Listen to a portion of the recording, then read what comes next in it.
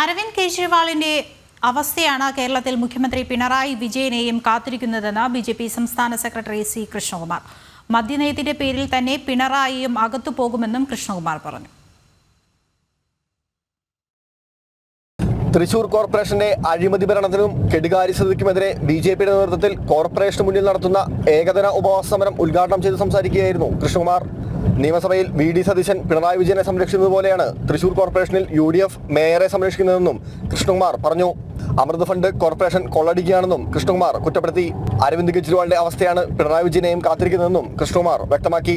എല്ലാം ഒത്തുവരുന്ന സമയത്ത് വാക്കൌട്ട് നടത്തിക്കൊണ്ട് അവിടെ പിണറായി വിജയനെ എല്ലാ കാലത്തും സംരക്ഷിച്ചു വരുന്ന സമീപനമാണ് വി.ഡി. സതീശൻ നിയമസഭയ്ക്ക് ഉള്ളിൽ സ്വീകരിക്കുന്നത്. അതിന് സമാനമായിട്ടുള്ള സാഹചര്യമാണ് തൃശൂർ കോർപ്പറേഷനിലും. നിയമസഭയിൽ എങ്ങനെയാണോ വി.ഡി. സതീശൻ പിണറായി വിജയനെ സംരക്ഷിക്കുന്നത്, അതിന് സമാനമായിട്ടുള്ള രീതിയിലാണ് ഇവിടെ UDF ഇവിടുത്തെ മേയറെ സംരക്ഷിക്കുന്നത്. അമൃത് പദ്ധതി വഴിക്ക് കേന്ദ്ര ഗവൺമെന്റ് നൽകിയ പൈസ ഇവിടെ കൊള്ളയടിക്കുന്ന രീതിയിലാണ് ചെലവഴിച്ചിട്ടുള്ളത്.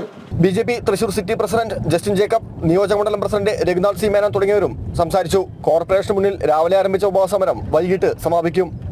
ജനം, തൃശൂർ.